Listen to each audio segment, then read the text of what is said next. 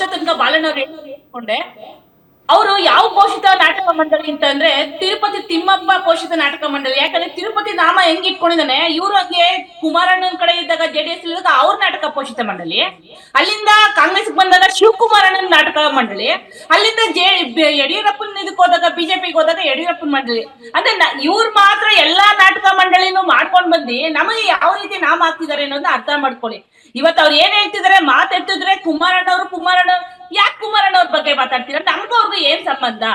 ನಿಮ್ಗೆ ತಾಕತ್ತಿದ್ರೆ ನಮ್ ರೈತರಿಗೆ ಒಳ್ಳೇದ್ ಮಾಡ್ಬೇಕು ಅಂತ ಅನ್ನಂಗಿದ್ರೆ, ನಮ್ ರೈತರಿಗೆ ಕಾಳಜಿ ಇದ್ರೆ ರೈತರ ಮೇಲೆ ನೀವು ನಿಮ್ ಸರ್ಕಾರ ದಬ್ಬಾಳಿಕೆಯನ್ನ ಮಾಡ್ತಾ ಇದೆ. ಈ ಸರ್ಕಾರ ಆ ದಬ್ಬಾಳಿಕೆನ ಬಿಟ್ಟು ರೈತರ ಹತ್ರ ಬಂದು ಏನು ಕಷ್ಟ ಸುಖ ಅಂತ ಕೇಳೋದ್ ಬಿಟ್ಟು ನೀವೆಲ್ಲೋ ಕೂತ್ಕೊಂಡ್ ಮಾತಾಡ್ತೀರಾ. ನೀವು ಎರಡೆರಡು ನಾಲ್ಗೆಲ್ಲಿ ಮಾತಾಡ್ತಿದ್ರ. ಯಾಕಂದ್ರೆ ಅವತ್ತು ಮೊನ್ನೆ ನಮ್ಮನ್ನ ಕರೆಸಿದಾಗ ಇದೇ ಬಾಲಕೃಷ್ಣ ಅವರು ಎಂತ ನಾಟಕ ಮಾಡ್ತಿದಾರೆ ಅಂದ್ರೆ, ನಿಮಗಿಂತ ನಾಟಕ ಮಾಡೋರು ಈ ಪ್ರಪಂಚದಲ್ಲಿ ಇಲ್ಲ ರೀ.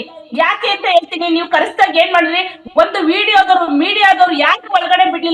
ಕೊನೆ ಪಕ್ಷ ನಾವು ಕೂಡ ಒಂದು ವಿಡಿಯೋ ಮಾಡ್ಕೋತೀನಿ ಅಂದ್ರು ನಮ್ಮನ್ನು ಕೂಡ ನೀವು ವಿಡಿಯೋ ಮಾಡಕ್ ಬಿಡ್ಲಿಲ್ಲ. ನಾವು ಅವತ್ ಕಷ್ಟ ಸುಖ ಹೇಳ್ದಾಗ ನೀವೇನಂದ್ರೆ 15 ದಿನ ಸಮಯ ಕೊಡಿ, ಯಾವ್ದಕ್ಕೂ ನಾನು ಮುಖ್ಯಮಂತ್ರಿ ಹತ್ರ ನಿಮ್ನ ಭೇಟಿ ಮಾಡಿಸ್ತೀನಿ, ನಿಮ್ಮ ಕಷ್ಟ ಸುಖನ ಕೊಡಲ್ಲ ಅಂತ ಹೇಳ್ತೀನಿ.